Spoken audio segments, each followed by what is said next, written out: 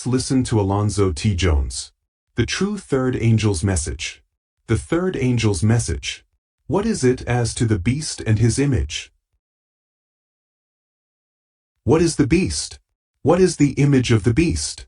These two powers are described in the 13th chapter of Revelation. But since the 13th chapter is but the complement of the 12th must be considered in connection with the 13th, in order to obtain the best view of what is the beast and what his image. At the opening of the 12th chapter there is seen a woman clothed with the sun, the moon under her feet, and on her head a crown of 12 stars, who brings forth a man-child, who was to rule all nations with a rod of iron, and her child was caught up unto God, and to his throne. That man-child is Jesus Christ. Psalm 2 verse 9, Revelation 19 verses 15 and 16, Luke 24 verses 50 and 51, Mark 16 verse 9, Acts 7 verse 55, Hebrews 8 verse 1. This woman is nothing else than the Church of God, in her beauty, fair as the moon, and clear as the sun. And there stood before the woman a great red dragon, to devour her child as soon as it was born. This dragon, in his own proper person, is declared to be that old serpent, called the devil and Satan. But Satan in this world works through instrumentalities. His instrumentalities are men, and chiefly combinations of men in world powers. What power was it, then, which was Satan's instrument in his endeavors to destroy Christ as soon as he was born? Herod.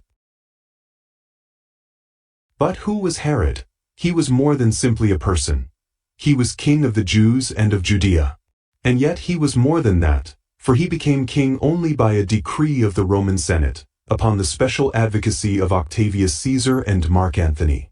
And he could not have been king for a day in Judea, unless he had been supported by the mighty power of Rome.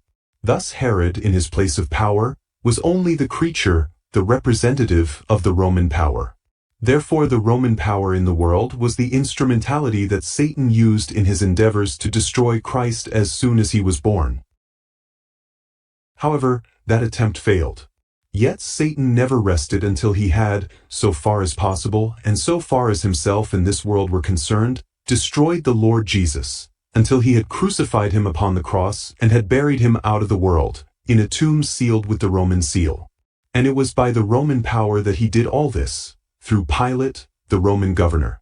But even in this he failed, because from death and the sealed Roman tomb, the man-child was caught up unto God and to his throne. Then Satan turned all his endeavors, through his world instrumentality, the Roman Empire, against the woman, which is the church, and persecuted the woman which brought forth the man-child.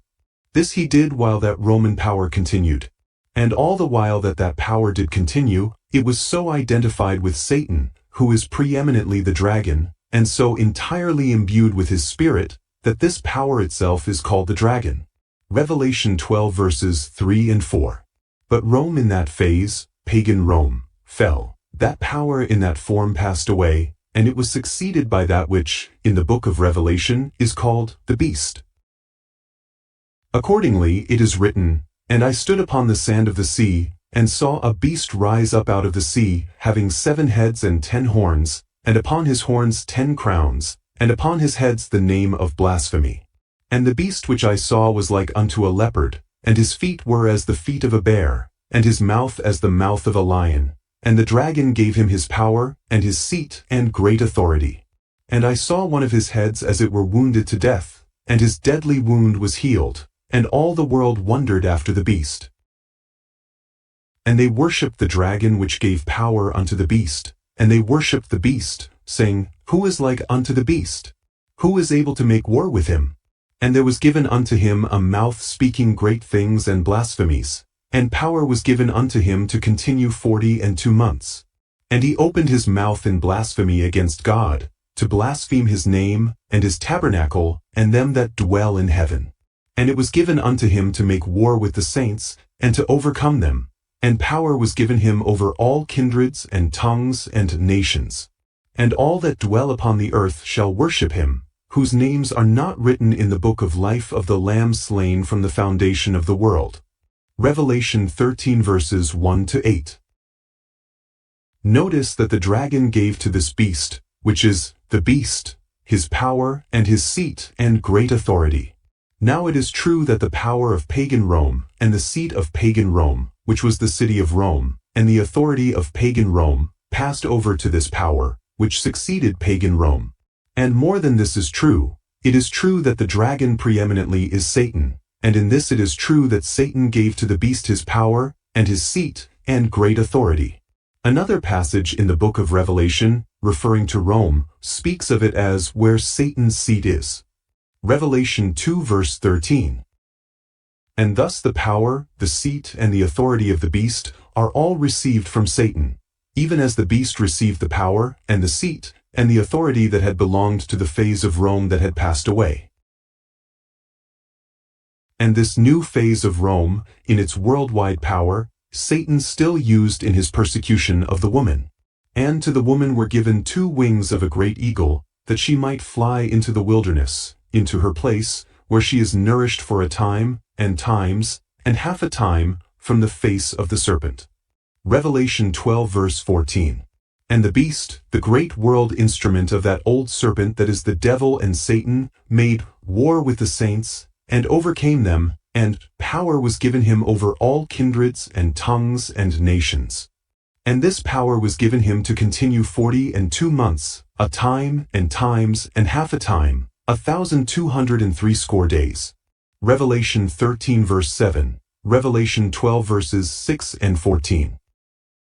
This period of time began in AD 538, and continuing 1,260 years, reached to AD 1798. It began in AD 538 because in that year was rooted out the last of the 3 powers that were plucked up by the roots, before the establishment of the papacy, not as a church, but as a world power, and ended in 1798, when the papacy was led into captivity, by the capture and imprisonment of Pope Pius VI, under order of the French Directory.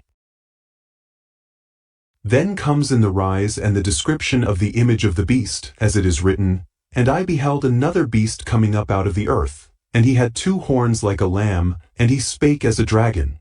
And he exerciseth all the power of the first beast before him, and causeth the earth and them which dwell therein to worship the first beast, whose deadly wound was healed. And he doeth great wonders, so that he mocketh fire come down from heaven on the earth in the sight of men, and deceiveth them that dwell on the earth by the means of those miracles which he had power to do in the sight of the beast, saying to them that dwell on the earth, that they should make an image to the beast, which had the wound by a sword, and did live. And he had power to give life unto the image of the beast, that the image of the beast should both speak, and cause that as many as would not worship the image of the beast should be killed. And he causeth all, both small and great, rich and poor, free and bond, to receive a mark in their right hand, or in their foreheads, and that no man might buy or sell, save he that had the mark, or the name of the beast, or the number of his name. Revelation 13 verses 11 to 17. And this power which is here called the image of the beast, speaking as a dragon, and using all the power of the first beast, is, in its turn and place, used by Satan, the great dragon, still in persecuting the church, as it is written, And the dragon was wroth with the woman, and went to make war with the remnant of her seed, which keep the commandments of God, and have the testimony of Jesus Christ. Revelation 12 verse 17. And this brings us definitely to the 3rd angel's message, because the image of the beast compels all to worship the beast, and to receive his mark. And the 3rd angel's message warns all against worshiping the beast and his image, and against receiving his mark. Satan uses these powers in his wrath against the remnant of the church, which particularly stirs his wrath by keeping the commandments of God, and having the testimony of Jesus Christ. And the 3rd angel's message, in saving men from the worship of the beast and his image, calls them all to the keeping of the commandments of God and the faith of Jesus. This is all done in the time of the remnant of the church, which is the last of the church.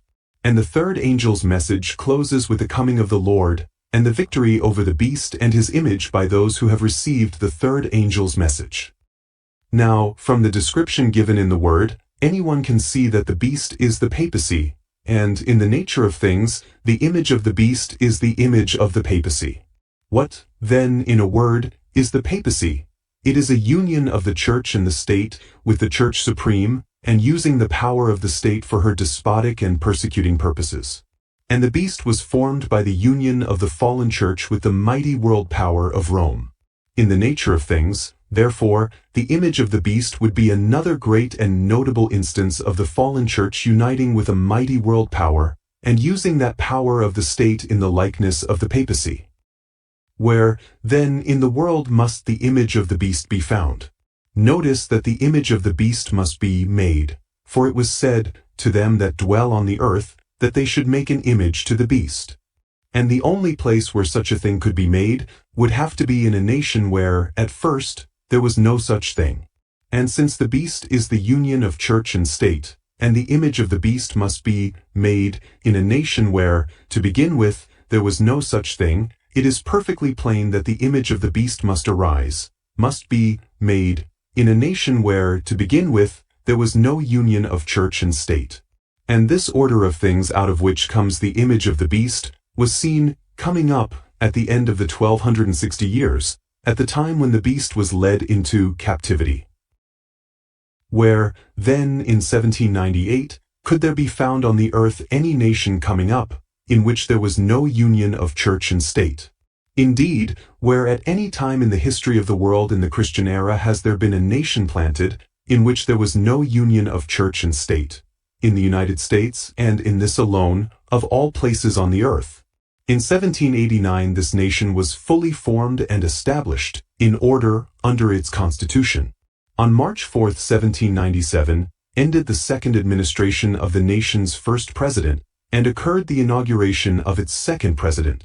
Thus, in 1798, this nation could be seen coming up to its place among the powers of the earth, since, by that time, it had become firmly established, and was moving quietly, safely, and steadily forward in a national career. And it was without a union of church and state. The total separation of religion and the state was one of the fundamental principles in the establishment of the nation, and was the just pride of the nation before the world.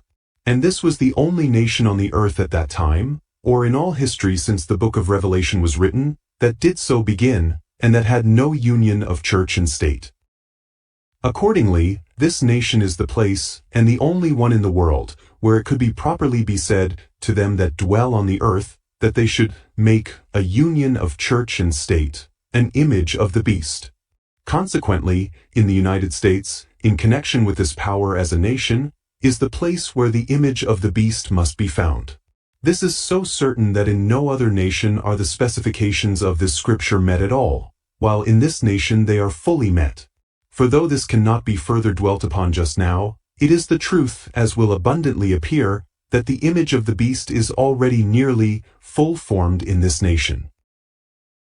Thus, the 12th chapter of Revelation is a sketch of the powers used by Satan against the Church of God, from the first advent of Christ unto his second. These powers are three: the dragon, the beast, and the image of the beast.